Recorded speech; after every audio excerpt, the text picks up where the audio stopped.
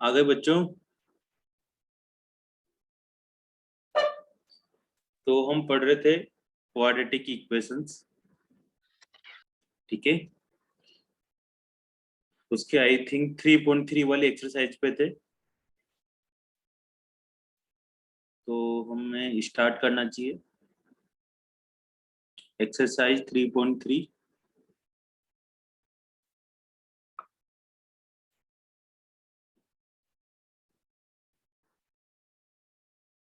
ठीक है, अब तुम्हारे साथ पेपर भी आने वाला है, 16 जुलाई को फिर से पेपर है, और इस संडे को तो पेपर है ही सही। ठीक है, बस कौन से वाला देना है फिर? क्या जनरेशन वन क्या कह रहे हो बेटा, फिर से बोलो पीयूष। जनरेशन वन का देना है, जनरेशन टू का? तुम्हारा तो बहुत पहले एडमिशन हो गया होगा, तो जनरेशन वन में ही होंगे तुम लोग। तो तुम्हारे पोर्टल पे अलग अलग पेपर नहीं आएगा, तुम्हारे पोर्टल पे तो एक ही पेपर आएगा, है ना। उसमें ओके तुम्हारी सर। जनरेशन चेक करना कि तुम कौन सी जनरेशन के हो, और नहीं पता लगता तो फिर अकेडमिक वहाँ पे सर है ना, मोहित सर है नॉन अकेडमिक पे, उनसे बात करना, वो सारी चीजें बता देंगे। तुम्हारे पे 3-4 पेपर नहीं आएंगे, एक ही पेपर आएगा। मतलब जिस जिसका जनरेशन का है बस उसके वही वही पेपर आएगा। आज बच्चे कहाँ रह गए भैया? तन्वी आ गई, तन्वी। Yes sir. बच्चे कहाँ रह गए आज? धीरे धीरे आएंगे ऐसा। तुम्हारे डाउट लास्ट वाली अभी क्लास करेंगे ना अपन, लास्ट लास्ट में पूछ लेना जो डाउट थे ना तुम्हारे दो। उसमें क्या है ना, बोलना बहुत पड़ेगा, इसलिए मैंने उसमें लिख के नहीं भेजा टेक्स्ट में, उससे ना समझ में नहीं आता। चलो ये वाला क्वेश्चन स्टार्ट करते हैं, तब तक आ जाएंगे बच्चे। ए ट्रेन, क्वेश्चन नंबर 8 है ये, 3.3 वाली एक्सरसाइज का आई थिंक, 4.3 वाली एक्सरसाइज का है ना, 4.3 वाली एक्सरसाइज का क्वेश्चन नंबर। अब जो भी आज अपन क्वेश्चन करने वाले हैं उनमें से ही क्वेश्चन आने वाला है, ठीक है ना। इस तरह के क्वेश्चन से आते हैं। हमने अभी तक क्वाड्रेटिक इक्वेशन का फॉर्मूला पढ़ लिया है, घर पे रिवाइज करते हो। और होमवर्क क्या दिया था भाई पारस?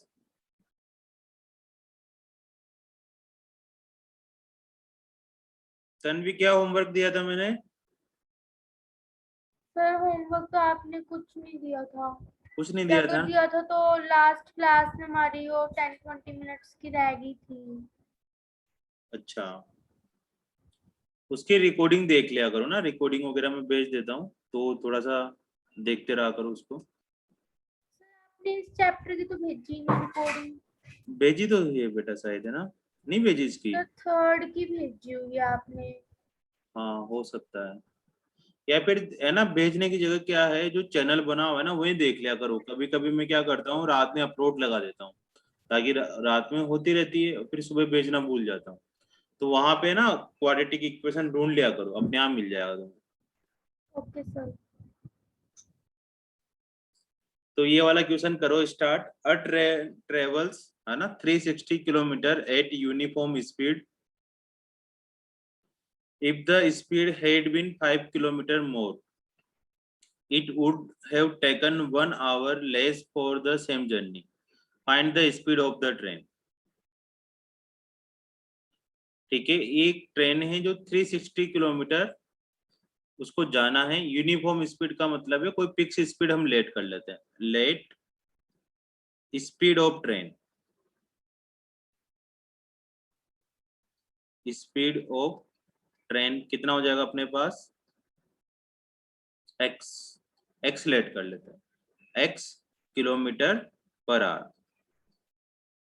ठीक है, डिस्टेंस, डिस्टेंस कितना कवर करना है उसको? डिस्टेंस कवर करना है 360 किलोमीटर। टाइम बताया नहीं गया कितना टाइम लगता है, तो टाइम को हमने क्या लेट कर लिया? टी लेट कर लिया, फिर टाइम टी आवर लगता है। ठीक है, अब इसके अंदर तुम क्या करो, स्पीड वाला फॉर्मूला लगा दो। स्पीड वाला क्या फॉर्मूला होता है? Speed equal to distance upon time.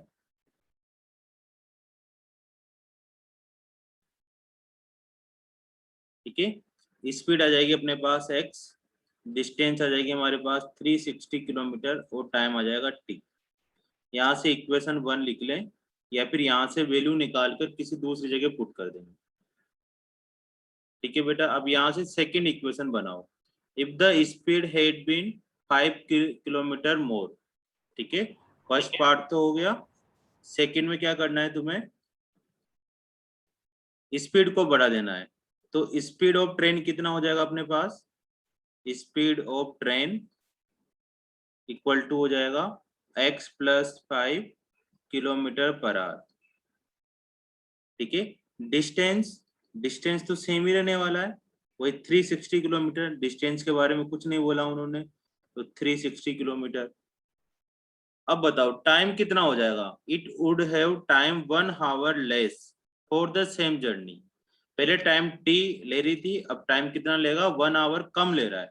तो अपने पास जो टाइम है बेटा, वो टाइम कितना हो जाएगा, पहले टी था 1 कम कर दिया, मतलब t-1 कर दिया। ठीक है, अब यहां से फिर तुम स्पीड और डिस्टेंस का फॉर्मूला लगा लो। स्पीड इज इक्वल टू हमारे पास हो जाएगी डिस्टेंस अपॉन टाइम। अब स्पीड कितना है अपने पास यहाँ पर, एक्सक्यूज मी सर, बोलो। सर x की वैल्यू होल नंबर में आएगी या सर वेरिएबल में आएगी? अभी पता करेंगे ना, तब तक तुम खुद से दोबारा चेक करो कि कहीं तुम्हारा गड़बड़ हुआ है क्या। खुद पे कॉन्फिडेंस रखो। अब x हमें क्या निकालना है, स्पीड ऑफ ट्रेन निकालना है। ठीक है, तो x की वैल्यू निकालनी है। ठीक है बेटा, अब x की वैल्यू निकालने तो इन दोनों को आपस में सोल्व करना है। तो पहले यहाँ से t की वैल्यू निकाल लो, क्योंकि t को हटाना है।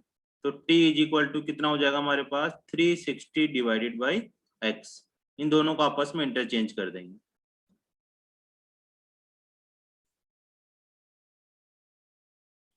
तो इस जगह से यहाँ पर तुम्हें t की वैल्यू निकाल कर इसमें पुट कर देना है।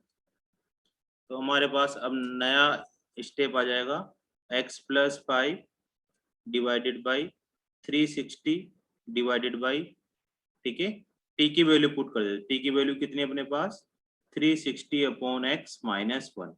इस जगह पर मैंने टी की वैल्यू पुट कर दी। ठीक है, अब इसका एलसीएम ले लो यहाँ से। x + 5 is equal to 360, LCM लिया हमने x, तो हो जाएगा 360 - x। इस x को ऊपर भेज दो।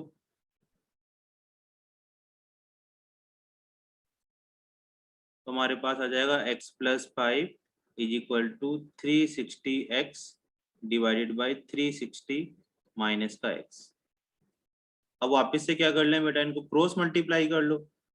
ठीक है ना, तो क्रॉस मल्टीप्लाई करते हैं। x + 5 को किससे मल्टीप्लाई करना है हमें, 360 माइनस x से, इज इक्वल टू 360x।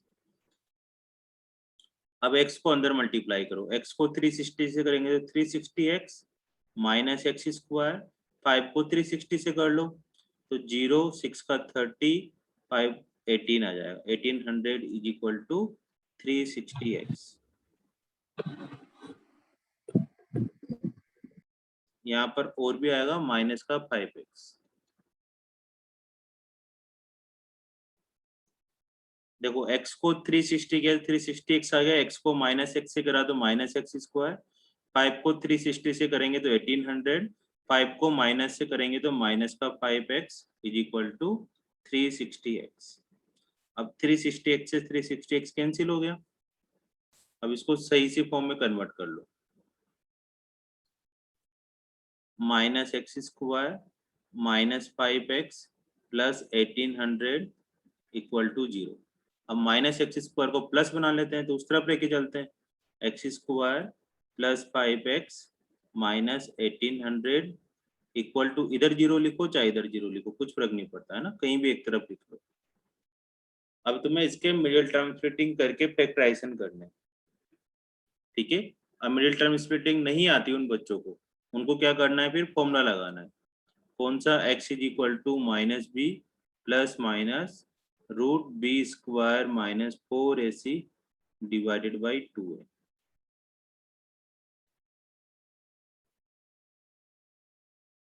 अब x is equal to b की जगह पुट कर देंगे -5 प्लस माइनस, है ना, ए की वैल्यू तो 1 हो गई, b इज इक्वल टू 5 हो गया और c इज इक्वल टू -1800 हो।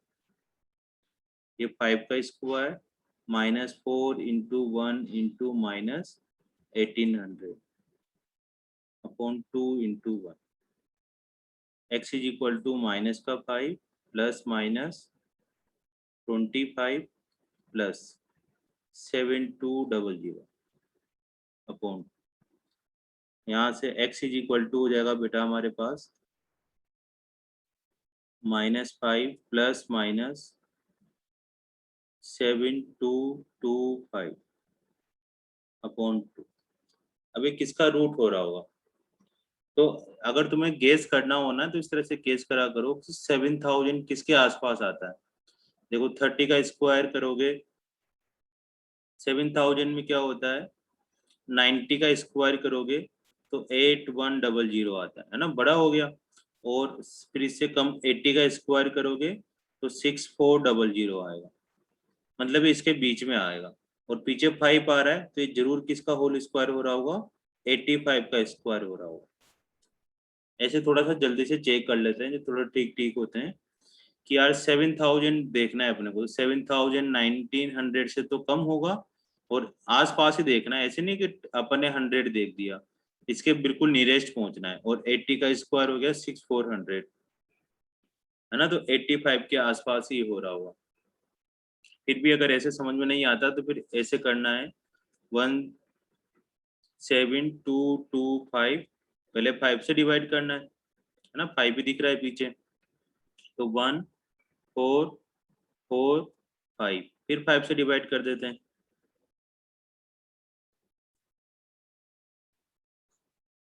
5 से डिवाइड करा तो 2, 4, 44 में 8, फिर 9।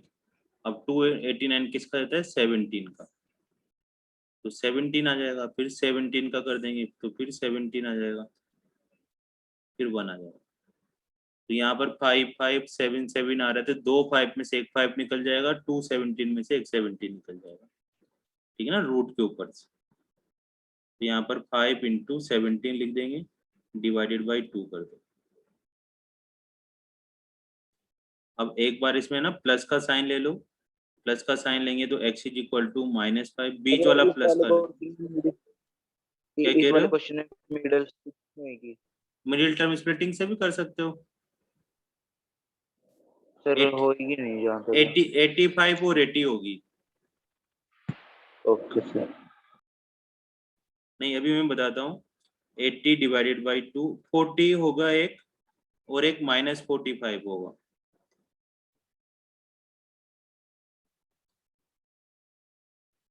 एक 45 होगा और एक 40 होगा, है ना, 80 85 नहीं, 40 45 होगा।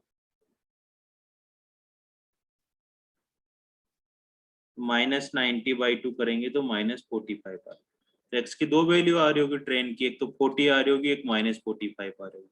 अब x तो हमने स्पीड लेट करा था ना, तो स्पीड में तो नेगेटिव नहीं आ सकता, तो ट्रेन की स्पीड आ रही होगी 40 किलोमीटर पर आवर। यहाँ से अपने को आंसर निकालना है। तो 30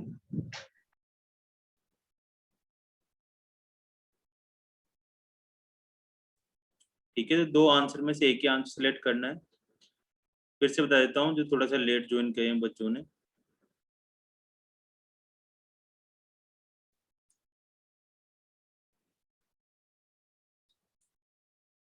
देखो हम क्वेश्चन कर रहे थे एक कि एक ट्रेन थी 360 किलोमीटर की स्पीड से जा रही थी और 5 किलोमीटर की अगर उसकी स्पीड बढ़ा दी जाए तो उसमें 1 आवर कम टाइम लगता है जर्नी में, तो स्पीड ऑफ द ट्रेन पता करो। तो हमने क्या करा, एक्स ट्रेन की स्पीड लेट कर ली, टाइम डिस्टेंस 360 किलोमीटर और टाइम टी हो गया, तो फॉर्मूला लगा दिया, speed is equal to distance upon time. Speed की जगह एक्स पुट कर दिया, डिस्टेंस की जगह 360 और टाइम की जगह टी। सेकंड में क्या करा उन्होंने, स्पीड बढ़ा दी, तो पहले एक्स स्पीड थी बेटा, अब स्पीड कितनी हो जाएगी, x+5, ठीक है, डिस्टेंस सेम है, अब स्पीड बढ़ेगी तो टाइम क्या होगा, कम हो जाएगा। तो कितना टाइम कम करा उन्होंने, 1 कर दिया, फिर सेम डिस्टेंस का फॉर्मूला लगा दिया, तो x+5 is equal to 360 upon t-। अब तुम्हारे पास 2 इक्वेशन बन गई आराम से, तुम इनको सोल्व कर सकते हो। अब हमें टाइम तो नहीं निकालना, हमें तो स्पीड निकालनी है। तो मैंने यहाँ से टाइम इज इक्वल टू इन दोनों को एक्सचेंज करके लिख लिया 360/x, और ये वैल्यू इस जगह पे पुट कर दी, यहाँ पुट कर दी। ठीक है, अब क्या होगा अपने पास, x + 5, t की जगह क्या पुट करा अब हम लोगों ने यहाँ पर 360/x, पहली वाली इक्वेशन से माइनस का 1, फिर इसके बाद बेटा एलसीएम ले लिया, तो 360 - x/x हो जाएगा एलसीएम लेंगे तो, और इस x को ऊपर भेज दिया। ठीक है, तो 360/x/360 - x, अब इन दोनों को आपस में क्रॉस मल्टीप्लाई करा तो ये इक्वेशन आई। अब माइनस को उठाकर दूसरी तरफ ले जाएंगे तो प्लस हो जाएगा। अब तुमसे यहाँ पर अगर मिडिल टर्म स्प्लिटिंग हो जाती है तो बहुत बढ़िया बात है, बहुत जल्दी आंसर आ जाएगा, और नहीं होती है तो फिर ये क्वाड्रेटिक फॉर्मूला लगाना। इस क्वाड्रेटिक फॉर्मूले में a की वैल्यू 1, b की वैल्यू 5, c की वैल्यू -1800 होती है। ठीक है, अब हमारे पास क्या है, यहाँ वैल्यू पुट कर दो। माइनस का ध्यान रखना कि c माइनस का 1800 है, तो ये माइनस माइनस, ये वाला माइनस और ये वाला माइनस मिलकर प्लस हो जाना, यहाँ प्लस कर दिया है ना, मल्टीप्लाई करके अपने पास आया 7225। अब तुम्हें क्या करने हैं, इसके हमें फैक्टराइजेशन करने हैं। तो थोड़ा सा अगर तुम्हें ध्यान दो तो ये 80 और 90 के स्क्वायर के बीच में आता है, तो पीछे 5 भी आ रहा है, तो मतलब 100% तो नहीं, लेकिन 99% इस तरह में 85 भी बनता है। अगर नहीं आता तुम्हें इस तरह से करना, तो फिर तो क्या करो, फैक्टराइजेशन कर लो, वो तो बिल्कुल एक्यूरेट मेथड है ही सही।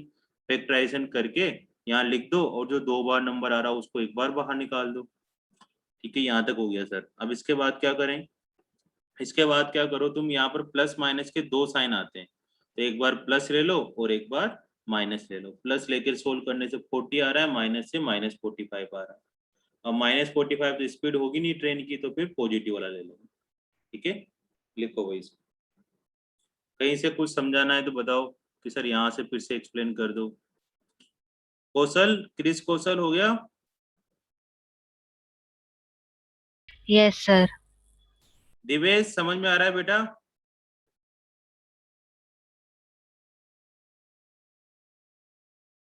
Yes sir.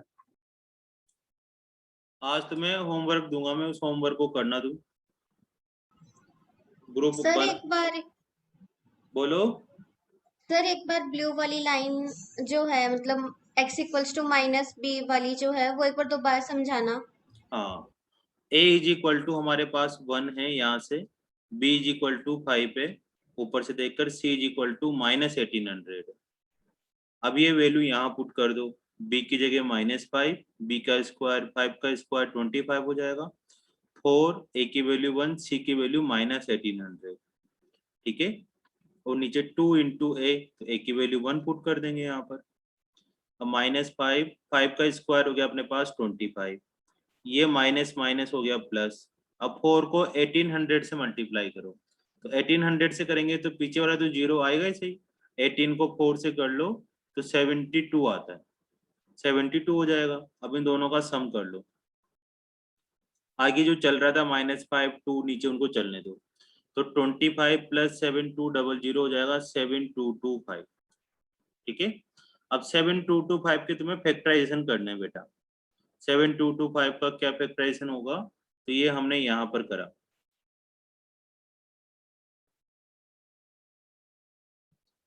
7225 के यहाँ पर हमने फैक्टराइजेशन करे,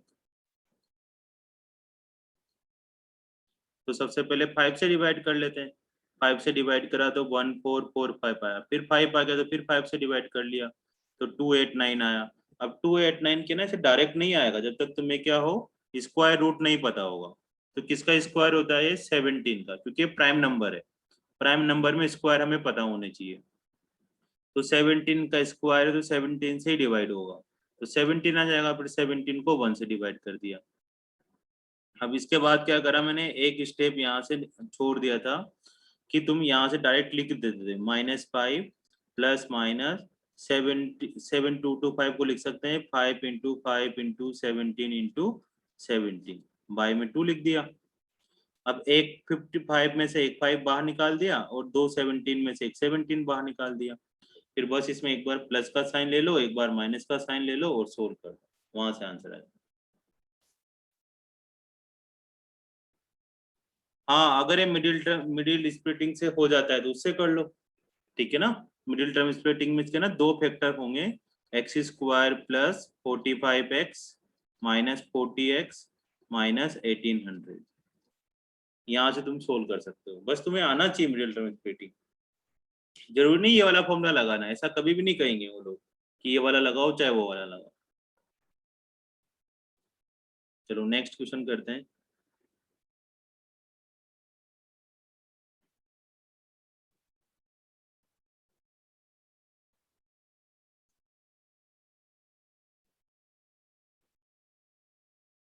नाइन वाला क्वेश्चन करते हैं next.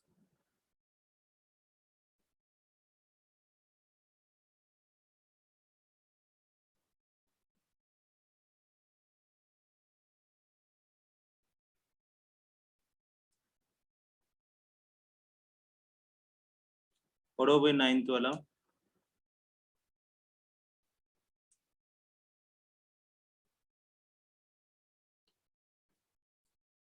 To water tap together can fill a tank in 9/3 hour, है ना।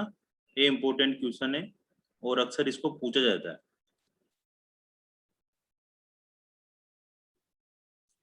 To water tap together can fill a tank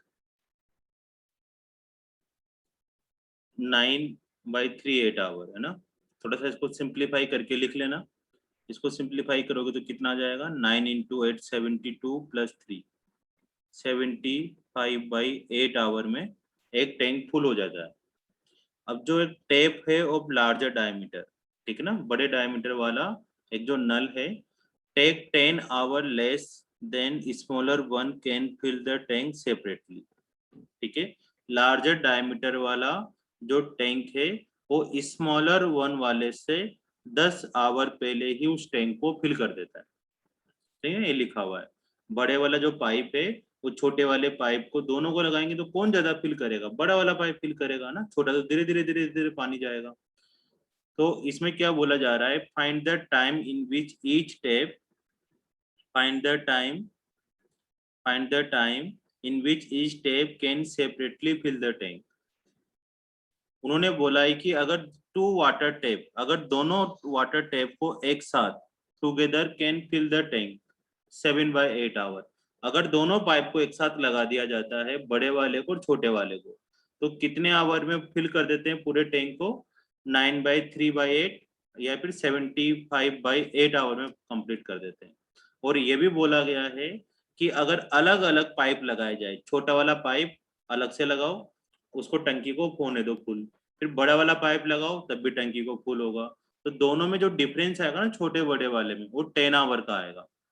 लेकिन हमें ये पता करना है कि छोटा वाला पाइप कितने आवर में फिल करेगा एंड बड़े वाला कितने में फिल करेगा। तो आइए स्टार्ट करते हैं। Late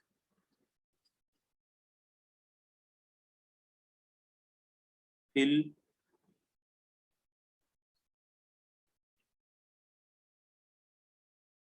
late time taken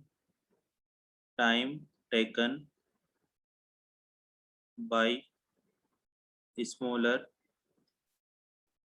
tap to fill the tank। कितना टाइम लेता है वो, x आवर लेता है, ठीक है। और टाइम टेकन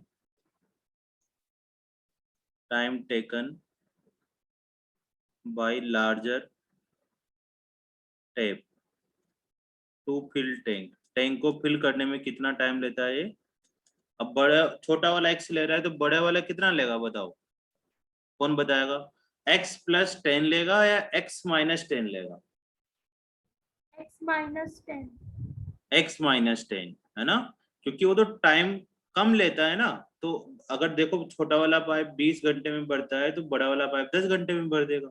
x - 10, है ना, कम करना, x - 10। अगर तुमने स्मॉलर को x लिया है तो बड़े वाले को x - 10 आवर ले, ये फुल टैंक को फुल फिल कर देते हैं x आवर में ना, और x - 10 आवर। तो इसमें क्या करना है, इसमें कि part of tank fill in 1 hour by smaller tap. Smaller tap 1 घंटे में, देखो फुल टैंक कितने आवर में कंप्लीट करता है, वो x आवर में फुल कर देता है। ठीक है, टैंक को फुल कितने आवर में करता है, स्मॉलर वाला x आवर में। तो 1 आवर में कितना पार्ट फुल करेगा टैंक का, कितना पार्ट करेगा, तो ये 1/x पार्ट फुल कर देगा, 1/x पार्ट फुल कर देगा। जैसे अगर हमारे पास इस तरह की कोई टंकी हो, टैंक हो, ठीक है ना, ऐसे ऐसे कुछ बना रहता है, वो थोड़ा अच्छा सा टैंक बन नहीं रहा। तो अगर ये देखो यहाँ से अपन काउंट करना करें तो ये 1 2 3 4, माना कि 4 आवर में कंप्लीट कर देता है ना, एग्जांपल ले रहे हैं अपन। तो 1 आवर में कितना पार्ट फिल करेगा, 4 आवर में तो टंकी फिल हो गई ये वाली टोटल। तो 1 आवर में कितना पार्ट होगा, ये वाला पार्ट फिल होगा केवल इतना सा, मतलब इसका कितना पार्ट फिल हो रहा है, 1/4 पार्ट फिल हो रहा है। तो जब भी इस तरह से 1 आवर का पार्ट करें तो यहाँ पर इसको उल्टा कर देंगे, 1/x पार्ट फिल करता है, कितने आवर में पार्ट फिल करता है, 1 आवर में। इसी तरह से सेम लिख लो, part of tank fill in 1 hour by larger tap. Larger tap से कितना पार्ट फिल हो जाएगा, तो ये हो जाएगा 1/x - 10 पार्ट, इतना पार्ट फिल हो जाएगा। ठीक है,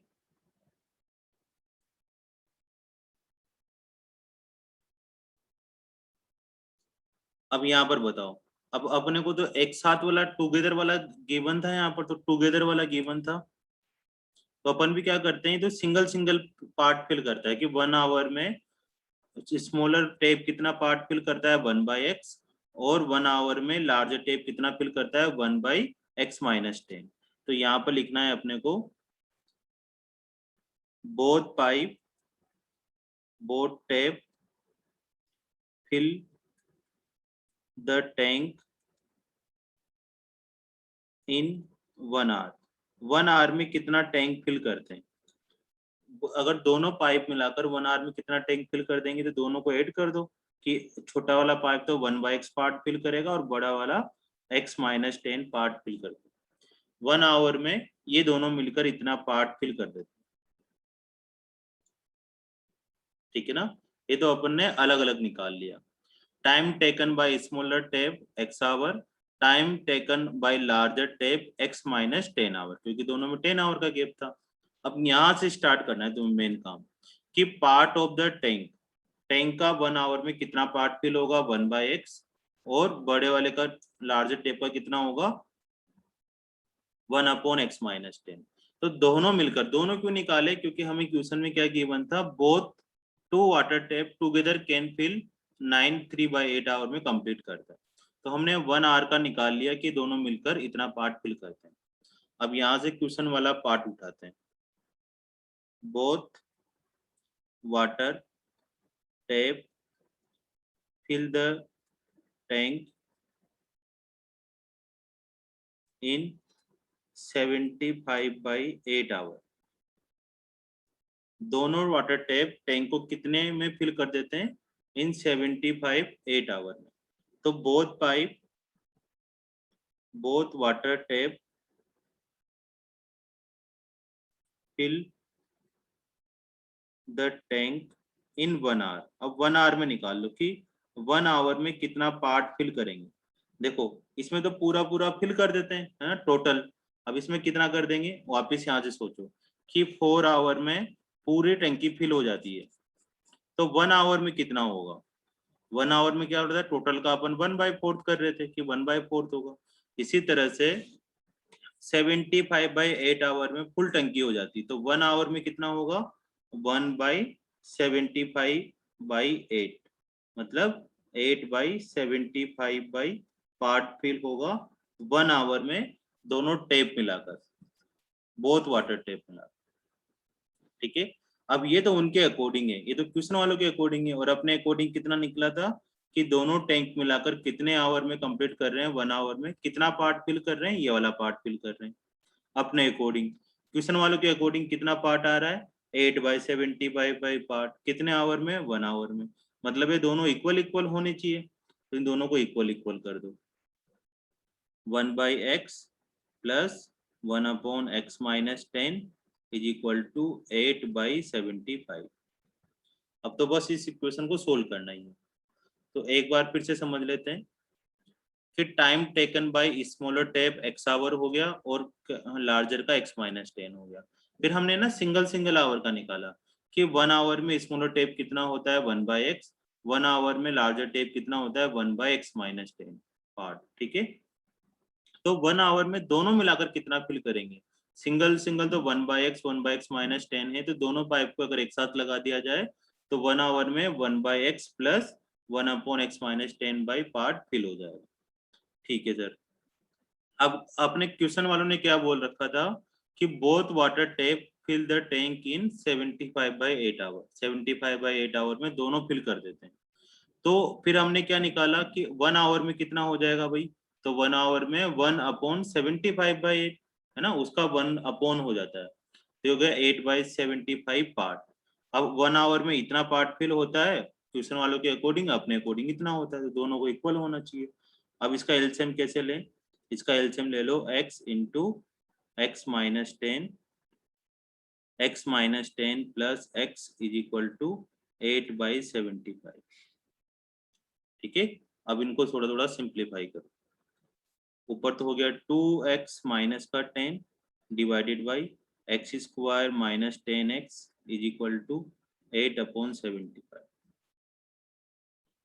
या ऊपर से थोड़ा सा और अगर थोड़ा छोटा करना चाहते हो तो x-5 कर दिया, x² माइनस 10x 8/75। अब 2 से क्या करा है, 8 कैंसिल हो गया 4 बार। ऐसे भी कर सकते हो, नहीं करना चाहो तो डायरेक्ट क्रॉस मल्टीप्लाई करके भी कर सकते हो। अब 75 को इससे मल्टीप्लाई करना है x-5 से, और 4 को मल्टीप्लाई करना है x² माइनस 10x, तो हो जाएगा 4x² minus 40x is equal to 75x minus 5 375। अब सबको एक तरफ कर लो, 4x² minus 115x plus 375 is equal to 0।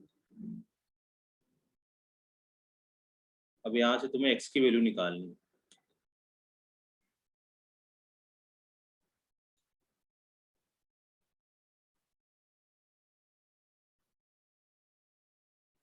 ठीक है, हो जाओ शुरू।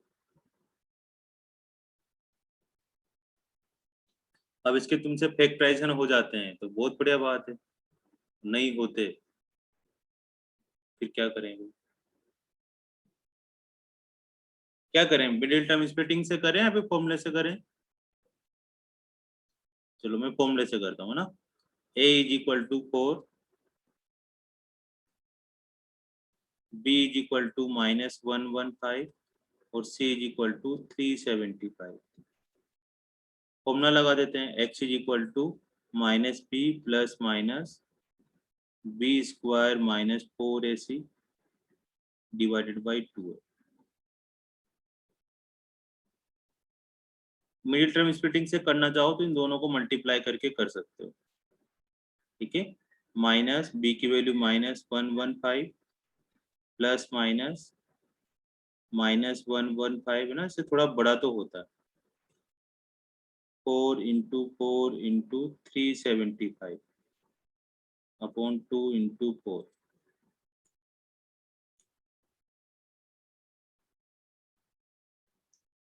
x इज इक्वल टू हो गया अपने पास प्लस का 115 प्लस माइनस, अब -115 का स्क्वायर, ये तो आता नहीं यार, इधर मल्टीप्लाई कर ले,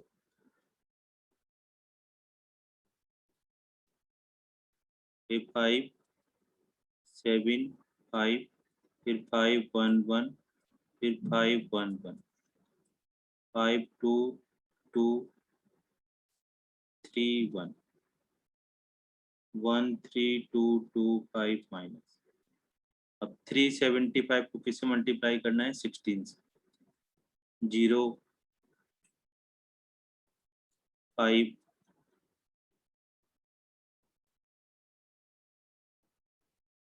5 7 3 0 0 0 6 upon 8, x is equal to 115 plus minus 225 तो पीछे हो जाएगा और 7225। अब 7225 का भी हमने निकाला था, है ना, उसी मेथड से निकाल सकते हो, तो इसका 85 निकलेगा। अब एक बार इसमें प्लस का साइन लगा दो, तो प्लस का साइन लगाएंगे तो प्लस आ जाएगा, तो 0 0 2/8, इससे 25 आ रहा होगा। एक बार माइनस का साइन लेंगे तो x is equal to minus कर दो, तो 0 और 30/8 15/4, ठीक है, तो 3.75 के आसपास है। अब हमें क्या करना है कि छोटा वाला पाइप हमारे पास कौन सा आंसर आएगा, 25 आंसर आएगा या ये आएगा, या दोनों आंसर आएंगे, है ना। 7225 का भी करा था ना अपन ने, उसको देख के मैंने डायरेक्ट 85 लिख लिया। अब क्या होगा ना, ये वाला आंसर तो बिल्कुल गलत है, ये वाला आंसर तो गलत है। क्यों गलत है कि देखो, छोटा वाला पाइप बोल रहा है कि 3 घंटे में 3.75 में फिल कर देता है, तो बड़ा वाला पाइप तो 10 घंटे पहले फिल कर देगा, तो फिर पहले कैसे फिल करेगा 10 घंटे पहले, जब छोटा वाला 3 घंटे में फिल कर रहा है, मतलब टंकी गड़बड़ है यहाँ पर, फिर तो माइनस में चला जाएगा। x माइनस 10 करेंगे ना अपन, बड़े वाले के लिए क्या करेंगे, x माइनस 10 करेंगे, तो फिर ये तो 3.75 में से 10 करेंगे हमारे पास तो 0.25 6.25 आ जाएगा माइनस, ये गड़बड़ हो गया। तो इसमें से हमें कौन सा आंसर लेंगे, केवल x इज इक्वल टू 25। इसका मतलब ये हो गया कि स्मॉलर वाला पाइप 25 में फिल करता है और x माइनस 10 कर देंगे तो ये आ जाएगा 15, तो जो लार्जर टाइप है वो 15 आवर में टंकी को फिल करता है।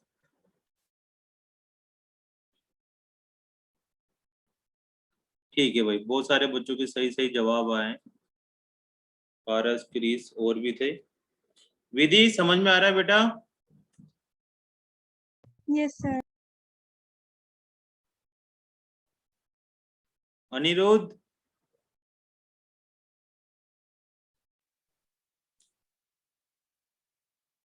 Yes sir.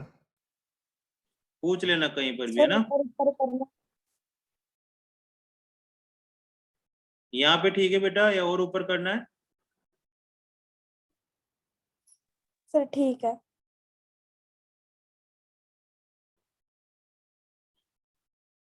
इनकी प्रैक्टिस करोगे ना, थोड़ी जल्दी जल्दी हो जाएंगे।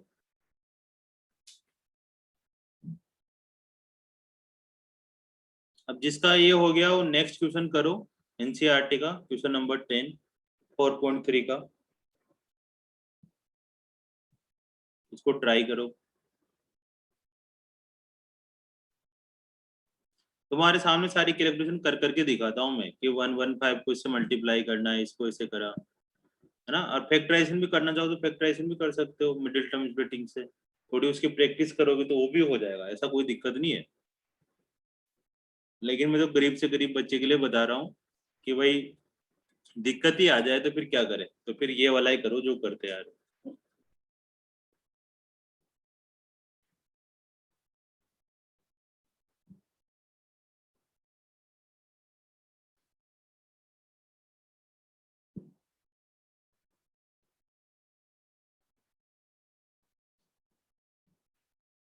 जिसने कर लिया वो समझ लो, या फिर एनसीईआरटी बुक हो तुम्हारे पास तो नेक्स्ट करना है। मॉड्यूल भी साथ साथ करते रहा करो भाई बच्चों, है ना। मॉड्यूल में से ही क्वेश्चंस आएंगे इस बार, है ना। मैं थोड़ा पेपर भी दे दूंगा तुम्हें। तो इस बार तुम्हारे 2 चैप्टर आने वाले हैं पेपर के अंदर, क्वाड्रेटिक इक्वेशंस और अर्थमेटिक प्रोग्रेशन। 16 जुलाई को पेपर है, और दोनों ही अपने जो चैप्टर है वो करीबन 30 जून के आसपास ही खत्म हो जाएंगे।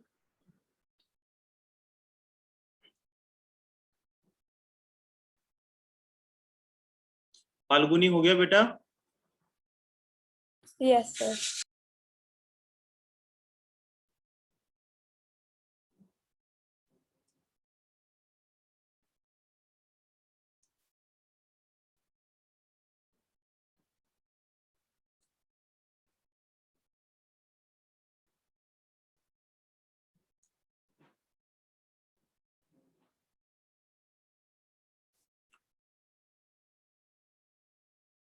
अबे लास्ट वाली क्लास में नहीं आए थे कि बेटा?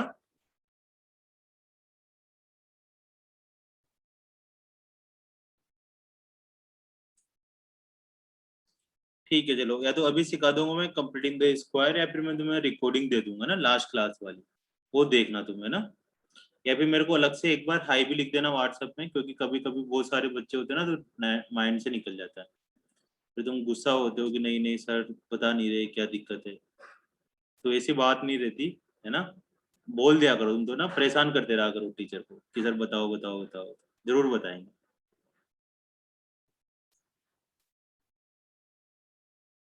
चलो ये वाला करते हैं ना। देखो कंप्लीटिंग द स्क्वायर बड़ा इंपॉर्टेंट टॉपिक है ना, वो आएगा पेपर। ऐसा कभी भी एग्जाम नहीं हुआ बोर्ड का पेपर का, ठीक है ना, मिड टर्म, जिसमें वो क्वेश्चन ही ना आया। कंप्लीटिंग द स्क्वायर के जरूर क्वेश्चन आते हैं। और जो आज हम क्वेश्चन कर रहे हैं ना, 7, 8, 9, 10, 11 वाले, ये क्वेश्चन भी पेपर में आते आते, ठीक है ना, ये बिल्कुल लिखवा के आए कि हमें पेपर में आना ही आना है, इनमें से कोई ना कोई एक जरूर आता है। इसलिए मैं तुम्हें आराम आराम से करवा रहा हूँ, है ना। इनकी प्रैक्टिस करना वापस से घर जाके, बिल्कुल रट लो इन क्वेश्चनों को, दिखते ही छाप दो तुरंत। तो पढ़ो, an express train take 1 hour less than the passenger train. Express train क्या करती है, पैसेंजर ट्रेन से 1 आवर का टाइम कम लेती है। 132 kilometre between Mysore and Bangalore. जब तुम बड़े हो जाओगे, है ना, और कंप्यूटर साइंस वगैरह ब्रांच ली तो उधर जाना पड़ता है, बेंगलोर, चेन्नई, हैदराबाद, पुणे। तो उन दोनों के बीच में अपने पास 132 किलोमीटर से 2 ट्रेनें चल रही है, एक पैसेंजर चल रही है और एक एक्सप्रेस चल रही है, दोनों में 1 आवर का कम टाइम लगता है। Without taking any consideration time taken stoppage and intermediate station, कि दोनों के बीच में अगर कोई टाइम रुकता है ना, या कुछ होता है तो उसको हम कंसिडर नहीं कर रहे। If the average speed of the express train is 11 kilometre our more than that of the passenger train, speed of express train की पैसेंजर ट्रेन से कितनी मोर देन है, 11 kilometre per hour. Find the average speed of the boat train. तो बहुत आसान सा question सा लग रहा है ये तो। लेट करते हैं, लेट स्पीड ऑफ, दोनों के अलग अलग निकालो, स्पीड ऑफ एक्सप्रेस ट्रेन, हम उसकी एक्स लेट कर लेते हैं, ठीक है। और time taken bye express train, वो कितना लगता है, टी लगता है, टी लेट कर लेते है ना। और डिस्टेंस, डिस्टेंस कितनी लगती है, 132 किलोमीटर। तो क्या फॉर्मूला लगाएंगे, सबसे पहले स्पीड वाला लगा देंगे, speed is equal to distance upon time. Speed क्या हो जाएगी बेटा, एक्स, डिस्टेंस हो गया 132 और टाइम हो गया टी। यहाँ से अपन क्या करेंगे, देखो मेरे को स्पीड निकालनी ना, स्पीड, तो यहाँ पर स्पीड की फॉर्म में ना रखकर टी की वैल्यू निकाल लो, क्योंकि टाइम तो रखना नहीं है अपने को, टी की वैल्यू पुट कर देंगे नीचे। अब बात करते हैं पैसेंजर ट्रेन की। पैसेंजर ट्रेन में क्या करना है, स्पीड ऑफ पैसेंजर ट्रेन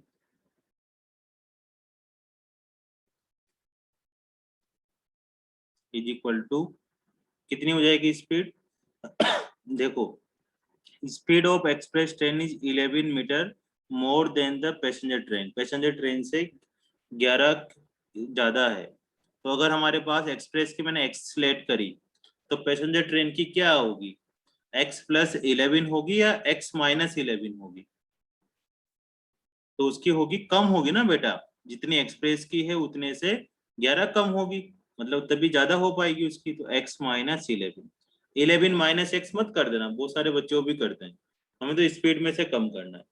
जो अब पैसेंजर ट्रेन है स्लो चलती है तो उसकी स्पीड कम कर दो, ठीक है ना, बस इतना सा काम कर दिया।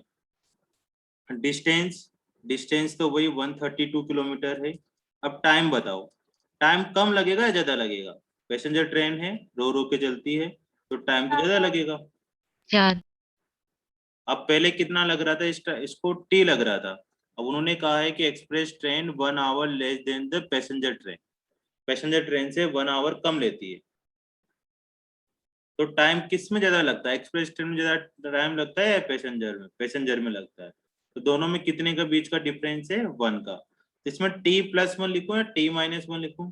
देखो t-1 लिखा मैंने, इसमें t लग रहा है एक्सप्रेस में और पैसेंजर में t-1 है, तो गड़बड़ हो गया, पैसेंजर में तो ज्यादा लगेगा। तो कितना ज्यादा लगेगा इसमें? t+1। ऐसे बनानी इक्वेशन। ठीक है प्यारे प्यारे बेटो, अब आ जाओ। Speed is equal to distance upon time, है ना। स्पीड कितनी हो जाएगी अपने हमारे पास? x-11 is equal to 132 upon t+1। यहाँ से फिर t+1 की वैल्यू निकाल लो। t+1 is equal to 132 upon x-11। ये इक्वेशन सेकंड हो गई, यहाँ से इक्वेशन फर्स्ट हो गई। अब इक्वेशन फर्स्ट से इक्वेशन सेकंड में वैल्यू पुट करो, इसमें बस तुम्हारा क्वेश्चन हो गया खत्म। Put the value of T sir ये t+1 नहीं समझ आया। Equation 1 in equation 2। क्या आना चाहिए था बेटा यहाँ पर?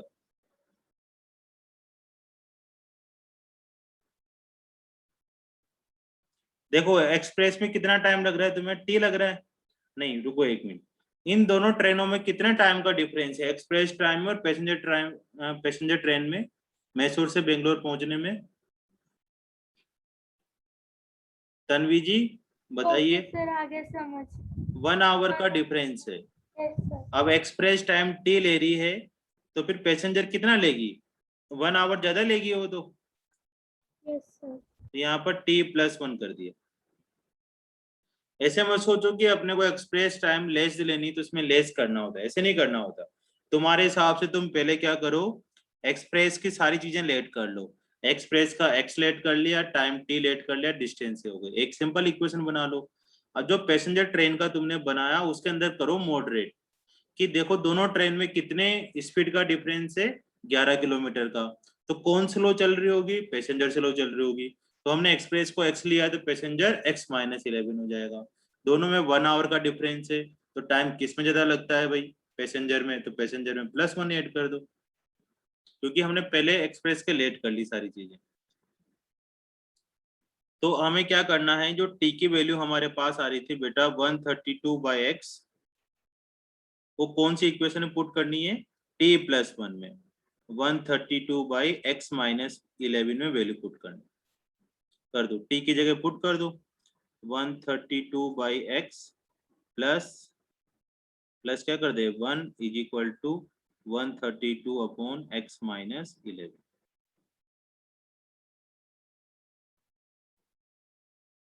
अब इसको सिंप्लीफाई कर लो,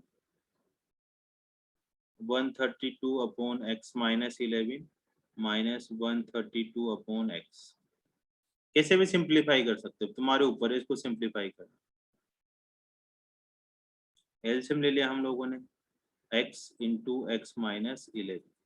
अब ऊपर से अगर 132 कॉमन निकालोगे तो तुम्हारा काम जल्दी हो जाएगा, ताकि यहाँ पर हमारे पास x-11 आ जाए। ये समझ में नहीं आएगा एकदम से, रुको।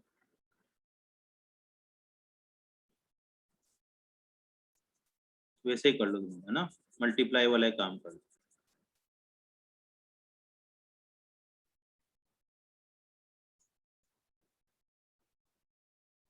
x-11 और x लिया, x को उधर मल्टीप्लाई करेंगे तो 132x, माइनस इसको इधर मल्टीप्लाई करेंगे तो 132x, और -11 को माइनस से करेंगे तो प्लस 132 को 11 से मल्टीप्लाई करें 231 231 2541,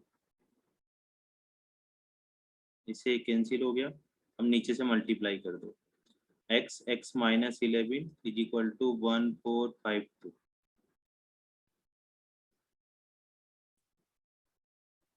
तो हो जाएगा x square minus 11x is equal to 1452। अब x square minus 11x minus 1452 is equal to 0। अब तुम्हें इसके फैक्टराइजेशन करने हैं, तो मिडिल टर्म स्प्लिटिंग से करो तो बहुत बढ़िया बात है ना। 44 और 33 हो जाएगा, और नहीं होता तो फिर वही फॉर्मूला लगाते हैं, a is equal to 1, b is equal to minus 11 और c is equal to minus 152। x is equal to minus b plus minus root b square minus 4ac upon 2। x की जगह माइनस 11 पुट कर दो तो plus का 11, B square minus 11 का square होता है 121, 4 इंटू 1 इंटू 1452 माइनस का अपॉन 2 इंटू 1। अब इसको सिंप्लीफाई करो, 1 to 1 ऐसा कैसा आ जाएगा, तो ये माइनस माइनस प्लस, 4 को इससे मल्टीप्लाई कर देंगे तो 8, 20, 18, 5 अपॉन 2। तो x is equal to 11 plus minus, इनको सबका सम करो तो 9, 2, 9, 5 बाई 2, 5929 बाई। अब देखो इसका स्क्वायर में बताऊँ कैसे सोचता हूँ, तो मैं थोड़ा थोड़ा सिखाऊं भाई। 59 का मतलब है 6000 के आसपास कौन कौन आएगा, तो 6000 के बाद देखो वही 70, 80 का स्क्वायर करोगे, 80 का स्क्वायर तो कितना हो जाएगा 6400 हो जाएगा, ज्यादा हो गया। तो फिर 70 का स्क्वायर करो, कितना हो जाएगा 4900। अब इन दोनों के बीच में नंबर आ रहा है। अब 9 कब आता है, 9 दो नंबर को मल्टीप्लाई करने पर 9 आता है, या तो 7 को 7 से मल्टीप्लाई करने पर आता है, या 3 को 3 से मल्टीप्लाई करने पर लास्ट नंबर 9 आता है। तो इसका आंसर या तो बेटा 73 हो रहा होगा या फिर 79 हो रहा होगा, इन दोनों में से एक इसका रूट हो रहा होगा, या तो इसका 73 हो रहा होगा या 79 हो रहा होगा। अब 59 तुम देखो कि जो 59 है किसके क्लोज जा रहा है, 4900 के क्लोज जा रहा हो तो फिर 79 आंसर होगा, और 64 के क्लोज जा रहा हो तो 79 आंसर होगा। तो 59 तो 499 से बहुत दूर है, 59 तो 64 के क्लोज है, ठीक है ना। तो आंसर तो उसका 79 हो रहा होगा। ये समझ में आ रहा है तुम्हें। तो yes sir. x is equal to Yes, क्या sir. कर दो 11 प्लस माइनस, ना जल्दी निकल जाता है आंसर, वो फैक्टराइजेशन करने की जरूरत नहीं पड़ती। लेकिन भाई ये 100% नहीं है, ये 10th क्लास तक तो चल जाएगा, आगे की क्लासों में थोड़ी थोड़ी दिक्कत हो जाती है ना। मैंने क्या करा 59 का सोचा कि यार 80 का स्क्वायर 6400 हो रहा है, आगे निकल गया ना, बिल्कुल क्लोज होना चाहिए। मैं इसमें भी दिमाग लगा रहा हूँ थोड़ा थोड़ा। मैंने यार 90 का स्क्वायर नहीं लिखा, 90 का स्क्वायर भी तो 8100 होता है, लेकिन थोड़ा दूर निकल गया, उससे पास रखा मैंने थोड़ा, 80 का स्क्वायर 70 का स्क्वायर। अब पीछे 9 आ रहा है तो दो नंबर हो सकते हैं, 7 इंटू 7 करने पर 49 आ सकता है, और 3 इंटू 3 करने पर 9 आएगा। अभी मैंने यहाँ 73 79 क्यों लिखा, क्योंकि 70 से 80 के बीच में 7 की लाइन ही चल रही होगी, तो उसमें तो 73 का स्क्वायर हो रहा होगा या 79 का स्क्वायर हो रहा होगा, क्योंकि दोनों की लास्ट डिजिट में 9 आने वाला है। 79 गलत लिखा भाई, ये 77 आएगा यहाँ, 77, क्योंकि अपन ने तो 7 को 7 से मल्टीप्लाई करा था ना। अगर 7 को 9 79 को मल्टीप्लाई करते हो तो 9 को 9 से मल्टीप्लाई करने पर लास्ट डिजिट तो 1 आएगी, तो 79 गलत लिखा है ना, 77। दो नंबर आएंगे तो 73 या फिर 77, इन दोनों में से एक नंबर आएगा।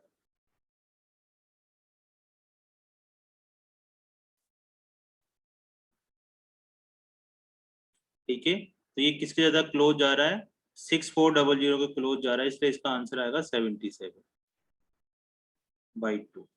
या फिर इसके तुम फैक्टराइजेशन कर लो, ठीक है ना। 4929 के देखो, अब इसके फैक्टराइजेशन करोगे ना तो 3 से भी डिवाइड नहीं होगा, ये डायरेक्ट किससे डिवाइड करना पड़ेगा तुम्हें, 7 से डिवाइड करना पड़ेगा, ठीक है ना। अगर इसके मैं फैक्टराइजेशन करूं 5929 तो ये फिर 3 से डिवाइड नहीं होगा, लास्ट में 3 से 9 आ रहा, तो 3 से भी नहीं होगा, ये 7 से होगा। तो 7 से करोगे तो 7 जा कितना होता है 49, 7 8 जा 56, यहाँ 8 आ जाएगा 32,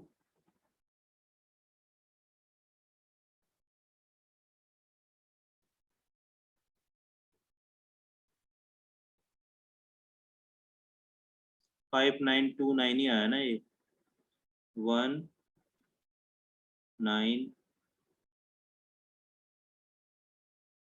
फिर 7 से तो डिवाइड ही नहीं हो रहा है लेकिन,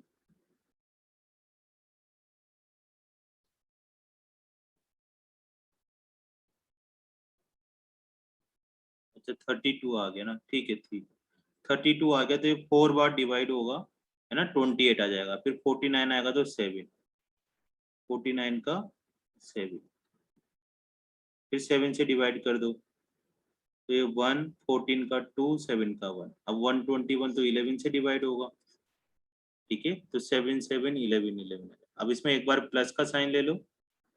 तो मैंने इस मिडिल टर्म स्प्लिटिंग से इसे करके दिखाया है ना, अगर तुम इस वाले मेथड से नहीं सीख पाते तो इससे कर सकते हो। 77/2 प्लस का साइन लेंगे तो 88, तो 44 आ जाएगा। एक बार माइनस का ले लो, तो माइनस में तो तुम्हें पता ही है नेगेटिव में आंसर आएगा, तो कोई इंटरटेनमेंट नहीं करना, -33 ये तो गलत हो जाएगा, तो प्लस का 44 आंसर, मतलब स्पीड ऑफ ट्रेन एक की 44 है ना, और अब पैसेंजर में क्या करना था हमारे पास, माइनस करना था, तो 33 आंसर आ जाएगा। अब कोई डाउट हो तो पूछो कि सर यहाँ से दोबारा सिखाओ, यहाँ से नहीं आया समझ में, रेड वाला, ग्रीन वाला, ब्लू वाला, जहाँ से तुम कहोगे वहीं से मैं सिखाना शुरू कर दूंगा। अदिति तुम बताओ बेटा।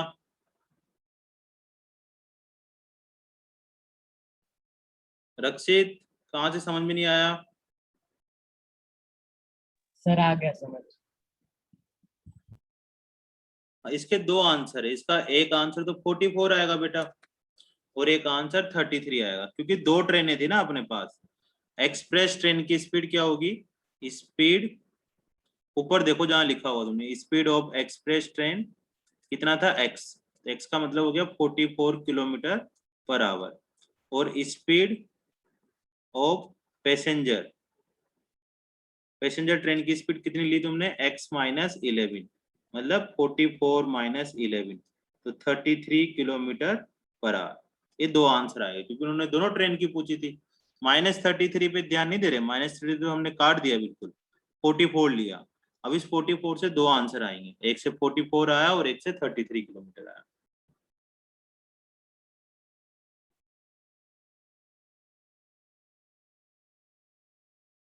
ठीक है,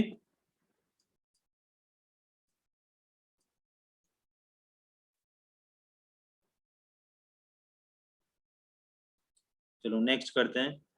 अगर कोई भी डाउट हो ना पूछ लिया करो, शर्माना बिल्कुल नहीं है, पढ़ने आए अपने को यहाँ पर, विद्यार्थी जीवन में कभी भी शर्माना नहीं चाहिए ना।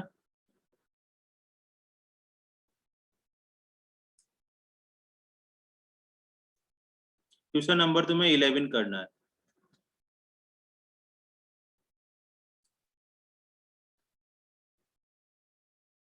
हाँ क्यों नहीं रहा भाई ये,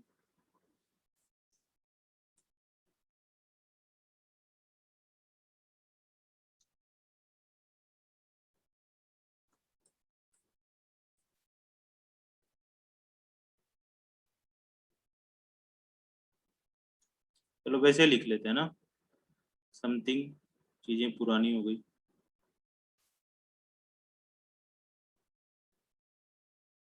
आ गया।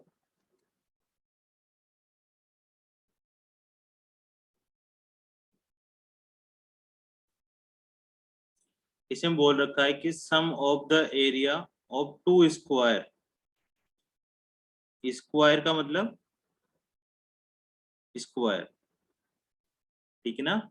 स्क्वायर के अगर दो अलग अलग स्क्वायर हो अपने पास, एक तो ये वाला स्क्वायर ले लिया अपन ने, ठीक है, और जिसकी साइड को हमने एक्स लेट कर लिया, और दूसरा अलग स्क्वायर ले लिया, उसकी साइड को हमने वाई लेट कर लिया ना, सारी वाई वाई होगी, स्क्वायर है तो। दोनों के स्क्वायर का एरिया कितना है 468 किलोमीटर है, 468 मीटर स्क्वायर है। ठीक है, तो इसका एरिया कितना होगा, है ना, इसका वो सब लिख लेंगे अपन। Let side of one square कितना लिख देंगे x, and side of another square.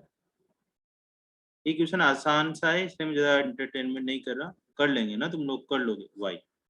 अब इसका एरिया कितना हो जाएगा, इसका एरिया हो जाएगा अपने पास एक्स स्क्वायर, और इसका एरिया कितना हो जाएगा वाई स्क्वायर। ठीक है, तो दोनों के स्क्वायर एरिया का sum X square plus Y square कितना गिवन है 468 किलोमीटर। ठीक है भाई, अब आगे पढ़ते हैं। आगे क्या बोल रखा है उन्होंने कि difference of the perimeter is 24 metre, difference of their perimeter. तो पेरीमीटर क्या होता है, perimeter of one square, perimeter क्या होता है भाई क्रिश कुमार, 4 साइड्स का सम, उसको पेरीमीटर बोलते हैं। तो इसमें 4 साइड्स का सम कितना हो जाएगा 4x। ठीक है, और पेरीमीटर ऑफ अनदर स्क्वायर, उसका पेरीमीटर कितना हो जाएगा अपने पास 4y। दोनों में डिफरेंस कितना है अपने पास 24, तो दोनों में डिफरेंस 24 कर दो, मतलब माइनस कर दो, 4x minus 4y is equal to 24। ठीक है, अब हमें क्या निकालना है, find the side of the two square, दोनों स्क्वायर की साइड निकालना, मतलब x और y की वैल्यू निकालना। फिर से देखते हैं, area of the two square is 468। तो एक का एरिया एक्स स्क्वायर है, साइड क्योंकि एक्स ली है, दूसरे की साइड वाई ली है, तो इसका एरिया वाई स्क्वायर हो जाएगा, और दोनों का सम 468 हो गया। फिर उसने बोला डिफरेंस ऑफ देयर पेरीमीटर, तो एक का पेरीमीटर 4x हो जाएगा, चारों साइड्स का सम, और 4 साइड्स का सम इसमें 4y हो जाएगा। दोनों का डिफरेंस, डिफरेंस का मतलब होता है माइनस करना, वो कितना है 24, तो दोनों का डिफरेंस 24 कर दिया। अब यहाँ से 4 कॉमन ले लो, तो x minus Y is equal to 24, तो x minus Y is equal to 6 हो जाएगा। ठीक है, अब ये वैल्यू पुट कर दो यहाँ पर, x square plus Y square is equal to 468 और x minus Y is equal to 6। यहाँ से x की वैल्यू निकाल लो, तो 6 प्लस वाई हो जाएगा। अब इस इक्वेशन को इस इक्वेशन में पुट कर दो और आपस में सोल्व कर दो, या तो x की वैल्यू पुट कर दो या y की वैल्यू पुट कर दो, किसी की वैल्यू पुट कर दो। तो मैंने x की वैल्यू वहां ऊपर पुट करी, तो 6 प्लस वाई का square plus Y square is equal to 468, square कर लो 36 plus Y square plus 12y plus Y square is equal to 468, minus कर लो, सम कर लो 2y स्क्वायर 12y। अब 36 में से 468 माइनस कर लेंगे, तो 432 इज इक्वल टू 0। अब जब भी अगर तुम्हें फैक्टराइजेशन या कुछ भी करना है तो सबसे पहले कॉमन ले लो, तो यहाँ से 2 कॉमन आ रहा है, तो y square plus 6y minus 216, तो y square is equal y square plus 6y minus 216 is equal to 0। अब तुम्हें इसका फैक्टराइजेशन करना है मिडिल टर्म स्प्लिटिंग से, और नहीं हो रहे हो तो फिर वही रामबाण वाला फॉर्मूला लगाओ, a is equal to 1, b is equal to 6, x हो चाहे y हो, है ना, a b c वही रहने वाले हैं। तब यहाँ पर x की जगह y लिख देंगे, y is equal to minus b plus minus b square minus 4ac upon 2। तो y is equal to minus 6 plus minus 6 का square 36 minus 4 into 1 into minus 216 upon 2 into 1। तो y इज इक्वल टू कितना जाएगा बेटा minus 6 plus minus, solve कर लो, 36 plus,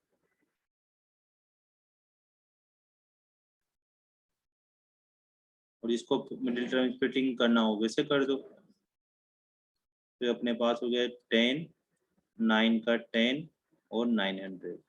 अब 900 का तुम्हें पता ही है ना कितना होता है, 30 होता है।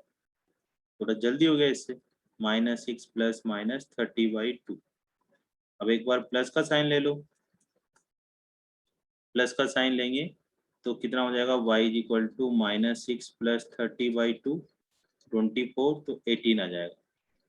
माइनस का साइन ले लेते हैं, नहीं 24 तो 12 आ जाएगा।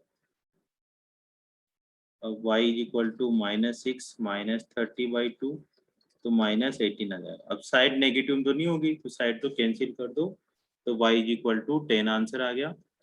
और दूसरा तुम्हारा पास था x minus Y is equal to 6, तो x minus 12 is equal to 6, तो x is equal to 18 answer आ जाएगा। दो साइड आ गई, एक 12 आ गई और एक 18 आ गई। ठीक है भाई,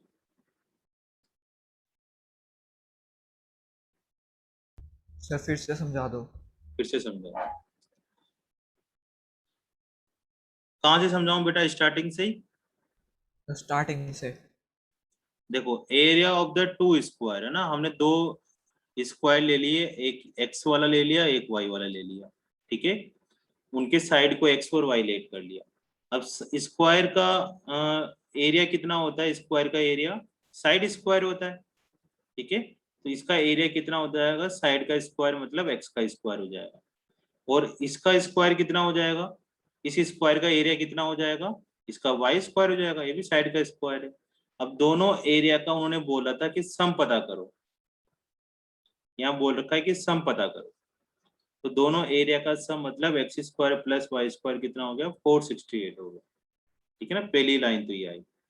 दूसरी आई कि उनके पेरीमीटर का डिफरेंस, तो पहले पेरीमीटर तो निकालें। तो एक का पेरीमीटर होगा 4x, चारों साइड का जो सम होता है वो पेरीमीटर होता है। तो एक का सम 4x और दूसरे का ही 4y। अब दोनों को माइनस करा क्योंकि उन दोनों का डिफरेंस 24 बोल रखा है, तो किसी को भी किसी में से माइनस कर दो। 4x में से 4y माइनस करके 24 आ जाएगा। 4 कॉमन ले लिया यहाँ से, तो x minus y equal to 6। अब बेटा अब हमारे पास दो इक्वेशन है। कौन कौन सी दो इक्वेशन थी कि एक तो x square plus Y square is equal to 468 आया, और एक x minus Y is equal to 6 आया। अब यहाँ से x की वैल्यू निकाल के तुम्हें ऊपर वाले में पुट कर दो, या y की वैल्यू निकाल कर ऊपर वाले में पुट कर दो। तो मैंने x is equal to 6 plus y निकाल कर यहाँ पुट कर दिया, इसकी जगह यहाँ पुट कर दिया x की जगह पर। तो x की जगह 6 प्लस वाई का स्क्वायर, फिर प्लस ये वाई स्क्वायर यहाँ लिख दिया, इज इक्वल टू 468 आ गया। ठीक है बच्चों, अब क्या करा, सिंपल सिंपल बस ओपन करा, कॉमन लिया तो यहाँ तक पहुंच गए। अब यहाँ आने के बाद हमारे पास क्या करा, a की वैल्यू, b की वैल्यू और c की वैल्यू निकाल ली। अगर मिडिल टर्म स्प्लिटिंग नहीं होती तो बच्चे अक्सर यहाँ पर ना x लिख देते हैं, x is equal to minus b लिखते हैं, जबकि ये क्वाड्रेटिक इक्वेशन तो किस में है, y में है। तो यहाँ पर x नहीं लिखना, फिर यहाँ y लिखना है। तो y is equal to formula लगा दिया, a b c की वैल्यू पुट कर दी, सोल्व कर लो, माइनस माइनस प्लस हो जाएगा, तो 900 आ जाएगा। 900 आते हैं 30 आ गया। अब यहाँ से दो साइन है प्लस और माइनस के, तो एक बार प्लस का ले लो, एक बार माइनस का ले लो। तो हमेशा जो माइनस वाली वैल्यू आती है वो तो हटी जाती है, प्लस वाली वैल्यू ले ली। तो y इज इक्वल टू 12 आ गया। अब x minus Y is equal to 6 है, यहाँ y की वैल्यू पुट करके x की वैल्यू 80 निकाल लो। तो इस साइड की, इस स्क्वायर की दो साइड्स आई, एक में 18 आंसर आएगा और एक का 12 आंसर आएगा। ठीक है बच्चों, और पूछो भाई, और कहाँ से बताना है। इसके बाद जो एक्सरसाइज है तो बहुत सिंपल सी एक्सरसाइज है, उसमें तो कुछ ही नहीं करना।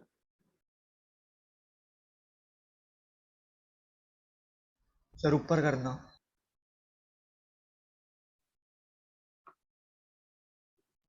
सर ऊपर कर दो।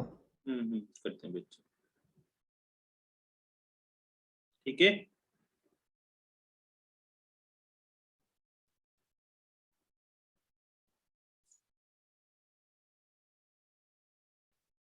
तन्वी राइटिंग बहुत गंदी आती है मेरी, क्या करा जाए। सर सही है। सही तो लग तो नहीं रही है, तो बस कह नहीं पा रहे तुम्हें ना।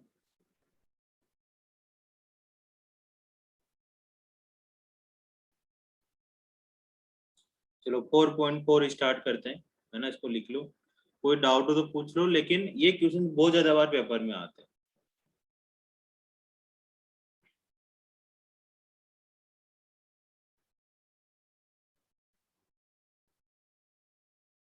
अनिरुद्ध बेटे स्क्रीनशॉट ले लो तुम अबे ना।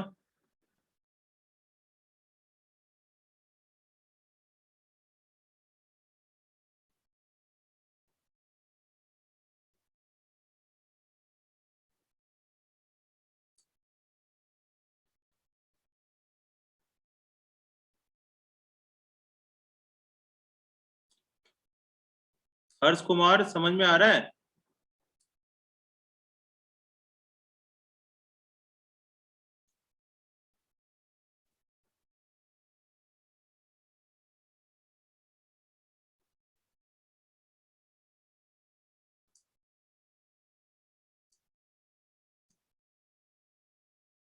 चलो 4.4 स्टार्ट करते हैं ना।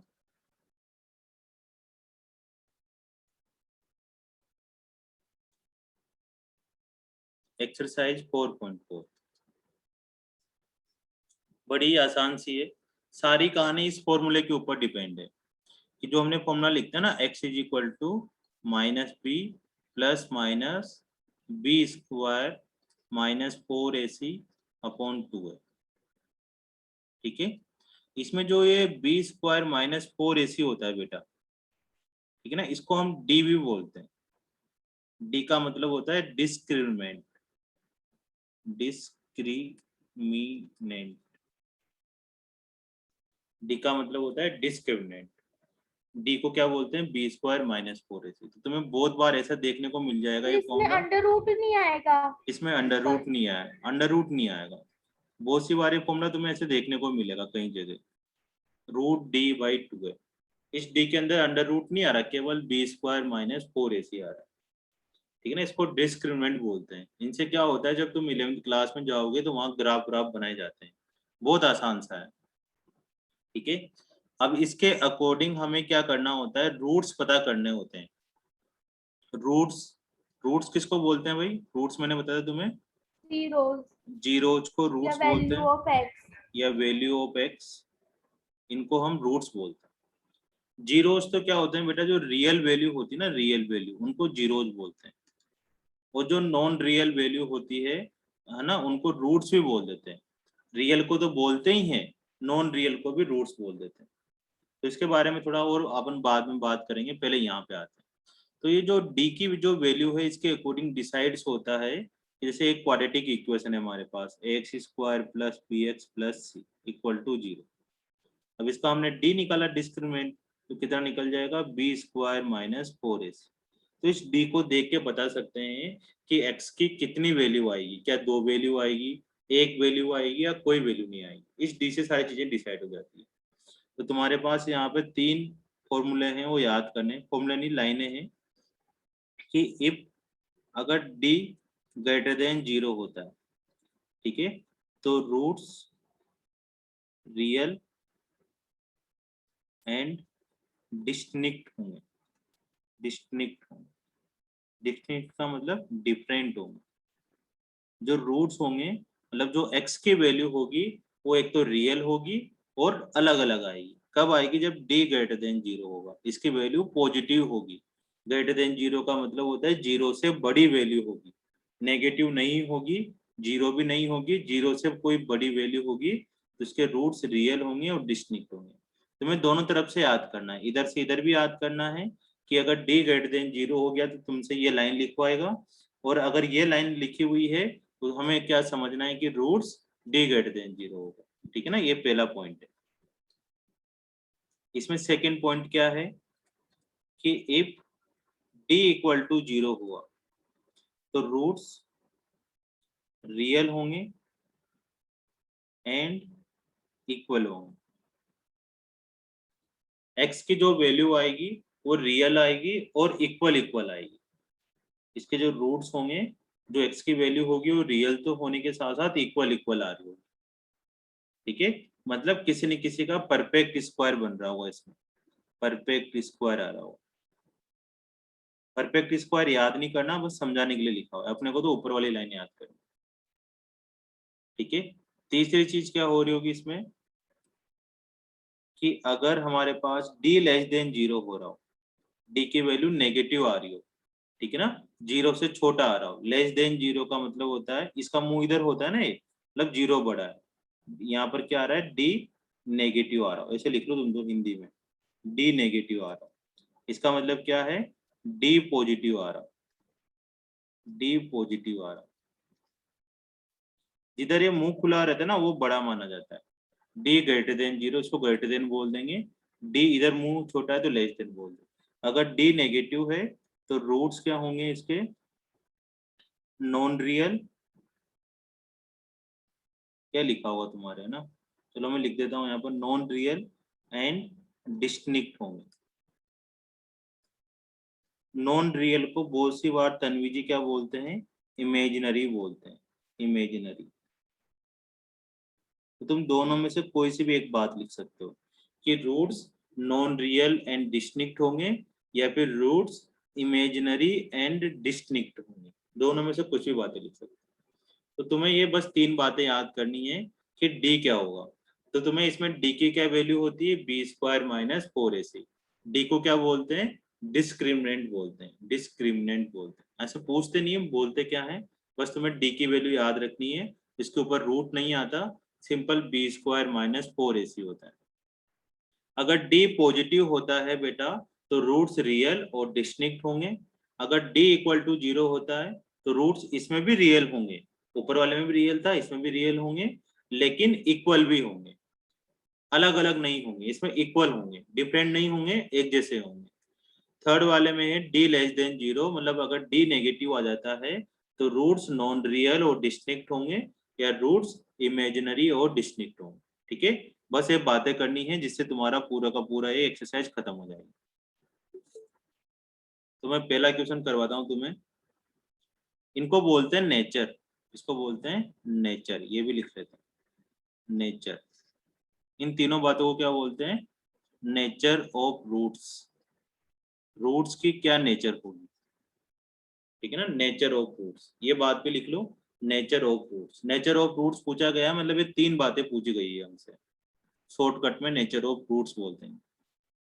सर ट्यूशन से समझाओ, क्वेश्चन दो हमें एक, तो हम पहले का फर्स्ट क्वेश्चन करते हैं।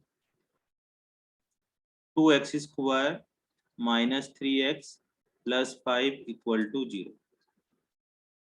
ठीक है बेटा, अब तुम्हें इसमें d पता करना है। a is equal to 2, b is equal to -3, c is equal to 5। तो d क्या होगा अपने पास, b स्क्वायर माइनस 4ac, तो -3 का स्क्वायर -4, a कितना होगा 2, c कितना होगा 5, तो 9 माइनस 40 मतलब माइनस का 31। तो d क्या है अपने पास, माइनस का 31, मतलब पॉजिटिव आया नेगेटिव आया 0 आया, ये बताओ। सर नेगेटिव, नेगेटिव, नेगेटिव आया, इमेजिनरी एंड डिस्टिंक्ट तो कौन सी चीज लिखेंगे इसमें, रूट्स क्या होंगे, नॉन, कुछ भी लिख दो, है ना, नॉन रियल एंड डिस्टिंक्ट लिख दो, या फिर रूट्स इमेजिनरी एंड डिस्टिंक्ट लिख दो, है ना, दोनों चीजें सही है, कुछ भी लिखो, बस तुम्हें ऐसे ऐसे पहचानना है। ठीक है, लेस देन 0 ग्रेटर देन 0 भी याद नहीं रहे तो इससे पहचान। चलो ये करके दिखाओ, देखिए 3x square minus 4 root 3x plus 4 equal to 0। इसका नेचर पता करो, नेचर ऑफ रूट्स क्या होंगे, मतलब वो 3 बातों में से एक बात पता करनी है।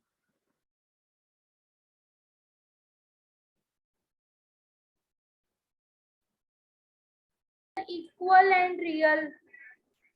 तो a is equal to 3, b is equal to -4 root 3 और c is equal to 4।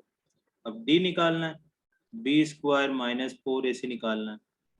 Yes sir, हाँ अभी करते हैं, तो -4 रूट 3 का square -4 into a into 4, -4 root 3 का स्क्वायर मतलब -4 का स्क्वायर 16 और रूट 3 का स्क्वायर 3 माइनस ये 48 हो जाएगा। तो 16 इंटू 3 भी 48 माइनस 48 कैंसिल हो गया तो 0 आ गया, तो d इक्वल टू 0 आ गया। मतलब इसके रूट्स क्या होंगे ऊपर से देख के बता सकते हैं अपन, d इक्वल टू 0 का मतलब roots real and equal, roots real and equal. ठीक है ना, अगर इसी तरह से पॉजिटिव आ जाता है तो रूट्स रियल एंड डिस्टिंक्ट हो जाएगा। ठीक है ना, थर्ड वाला तुम कर लेना। किसी को कोई डाउट तो पूछ रहे हो, है ना। एक नंबर का क्वेश्चन इसमें से भी आता है, बहुत आसान सा है। अब सेकंड कर रहे हैं अपन, 5.4.4 करवा रहा हूं मैं ना। फाइंड द वैल्यू ऑफ के, लिखो question, find the values of के if they have roots equal, they have two roots, two equal roots, two equal roots, ये लिख देता हूँ, two equal roots. Find the value of k if they have two equal roots. दोनों equal roots हैं। पहला question है तुम्हारे सामने, 2x स्क्वायर प्लस kx plus 3 is equal to 0। अब इसने k की वैल्यू पूछी है और क्या कंडीशन दी है कि टू इक्वल रूट्स होते हैं। अब टू इक्वल रूट्स में d क्या होता होगा, टू इक्वल है ना, ये इक्वल है, रियल तो नहीं बोला, कोई दिक्कत नहीं, इक्वल तो इसी के अंदर आ रहा है, तो इसका मतलब है कि d इक्वल टू 0 वाली कंडीशन लगानी है, ठीक है ना। इक्वल रूट्स तो इसी में आ रहा है, रियल भी नहीं बोला, तब भी ये कंडीशन लगानी है। तो d इक्वल टू 0 लगा देते हैं हमारे पास। d का मतलब था b square minus 4ac is equal to 0। अब b की वैल्यू कितनी बेटा यहाँ पर, k स्क्वायर माइनस a की वैल्यू कितनी है 2 और c की वैल्यू 3, ये हो जाएगा k square minus 824 is equal to 0। तो k square is equal to 24। फिर मैंने बताया था कि जब भी रूट हटाए, स्क्वायर हटाए, तो प्लस माइनस लगाते हैं, प्लस माइनस रूट 24, है ना, ये प्लस माइनस लगाना जरूरी है। तो रूट 24 आ गया, रूट 24 को तुम और फैक्टराइजेशन करो तो 12, फिर 2 से डिवाइड किया 6, फिर 2 से डिवाइड किया 3, 3, 1। तो इसको लिख सकते हैं अपन k is equal to plus minus 2 into 2 into 2 into 3। अब इसको सोल्व कर लिया तो k is equal to plus minus 2 root 6, ये आंसर आ गया। रूट 24 भी लिख दोगे तब भी ठीक है, लेकिन बच्चे क्या करते हैं यहाँ पर रूट लगाकर ये प्लस माइनस नहीं लिखते, ठीक है ना, ये गड़बड़ करते हैं। तुम्हें प्लस और माइनस दोनों लिखना है, ठीक है। 9th क्लास तक तो चल जाता था, या पहले भी जब साइड पॉजिटिव हो तब कर सकते हो, लेकिन अब तो तुम्हें प्लस और माइनस दोनों लगाना है, ठीक है ना। इसी में सेकंड क्वेश्चन है, सेम क्वेश्चन है, find the value of k if the have equal roots. और किसकी वैल्यू पता करनी, तुम्हें के की वैल्यू पता करनी। क्वेश्चन है के एक्स स्क्वायर नहीं, k x into x minus 2 plus 6 equal to 0, ये इक्वेशन है और रूट्स इक्वल है, तो के की वैल्यू क्या होगी। देखो अभी तुम्हारे पास ना रूट्स इक्वल वाली कंडीशन ही आएगी, तो जब तुम 11th में जाओगे ना तो वहाँ डिस्टिंक्ट वाली भी आएगी और इमेजिनरी वाली भी आएगी। अभी तुम्हें इक्वलिटी नहीं आता, इस वजह से तुम्हें बस सिंपल सिंपल वो इक्वल टू वाली पढ़ा रहे हैं, लेकिन तुम मॉड्यूल वगैरह करोगे तो वहां पर डिस्टिंक्ट वाली भी गिवन होगी, तो इनको मल्टीप्लाई कर दो। के एक्स स्क्वायर पहले अंदर मल्टीप्लाई किया, 2kx प्लस का 6 इज इक्वल टू 0। अब a इज इक्वल टू के हो गया, b is equal to minus 2k हो गया और c इज इक्वल टू 6 हो गया। अब रूट्स तो हमारे पास इक्वल है, मतलब d इक्वल टू 0 होगा, है ना, लिखना है यहाँ पर b square minus 4ac is equal to 0 हो गया। b की वैल्यू माइनस 2 का स्क्वायर, तो 4k square minus 4k into 6, तो ये हो गया 4k square minus 24k is equal to 0। यहाँ से 4k कॉमन ले लो तो हो जाएगा k माइनस का 6 इज इक्वल टू 0। तो यहाँ से दो आंसर आए, 4k इज इक्वल टू 0 और k minus 6 is equal to 0। 4k 0 होने का मतलब k इज इक्वल टू 0 हो जाएगा और k is equal to 6 answer हो जाएगा। ये दो आंसर है, 0 भी आएगा भाई ना क्रिश कुमार, 0 और 6 दो आंसर आएंगे।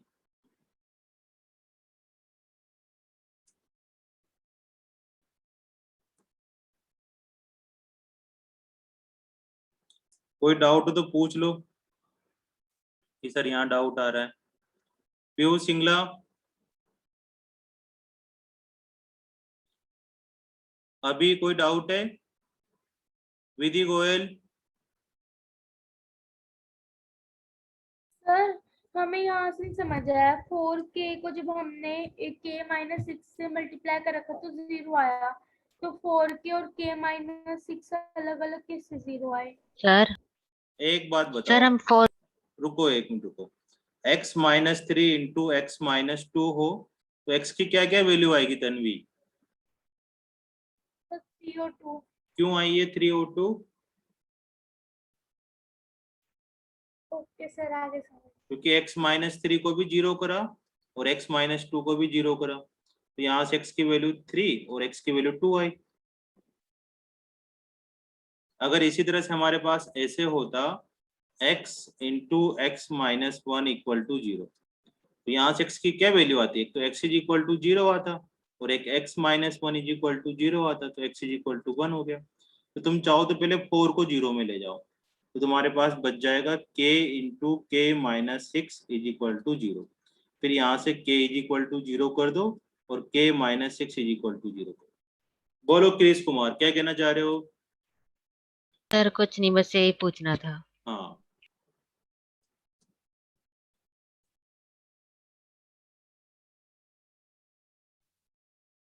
फिर 4.4 के 3 क्वेश्चन बच रहे हैं, ठीक है ना? ये भी आसान से ही है, इनमें कोई मुश्किल काम नहीं है, कर लेंगे, है ना? एक्सक्यूज मी सर, हाँ जी बोलो। सर ये पता कैसे लगेगा हमें कौन सा फॉर्मूला कब लगाना? देखो बेटा, यहाँ लिखा हुआ था, इस क्वेश्चन में क्या लिखा हुआ था कि k की वैल्यू पता करनी है और ये पता करो कि 2 इक्वल रूट्स आ रहे हैं, ठीक है? अब इक्वल रूट्स किस वाले फॉर्मूले में आ रहे हैं? फर्स्ट में आ रहे हैं, सेकंड में आ रहे हैं, थर्ड में आ रहे हैं?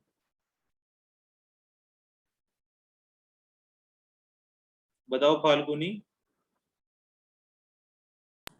क्या सर? इक्वल किस में लिखा हुआ रहा है? इक्वल फर्स्ट में या सेकंड में या थर्ड में? इक्वल हाँ, इसमें d इज इक्वल टू 0 में। d इज इक्वल टू 0 में रूट्स क्या है? रियल भी है और इक्वल भी है। तो हमसे क्या बोल के रखा था यहाँ पर कि रूट्स क्या है? इक्वल है। ये बोला ना, कंडीशन तो एक ही बनती कि if they have equal roots. तो हमें कौन सी कंडीशन लगाएंगे इसमें? इक्वल टू 0 वाली, ग्रेटर देन 0 वाली या लेस देन 0 वाली? इक्वल टू 0 वाली, क्योंकि इक्वल टू 0 में ही क्या आ रहा है? इक्वल रूट्स लिखा हुआ आ रहा है।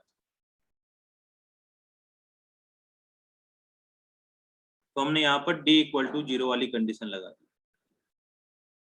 फिर आगे सोल्व कर लिया। बताओ कोई डाउट है इसमें?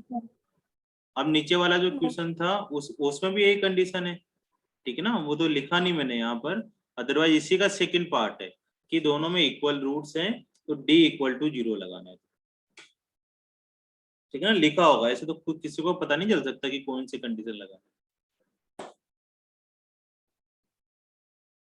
ठीक है बेटा,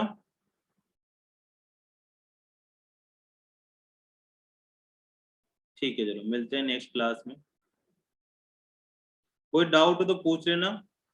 होमवर्क कह रहे थे आप? होमवर्क में क्लास में भेज दूंगा, ग्रुप के अंदर, है ना? Okay sir.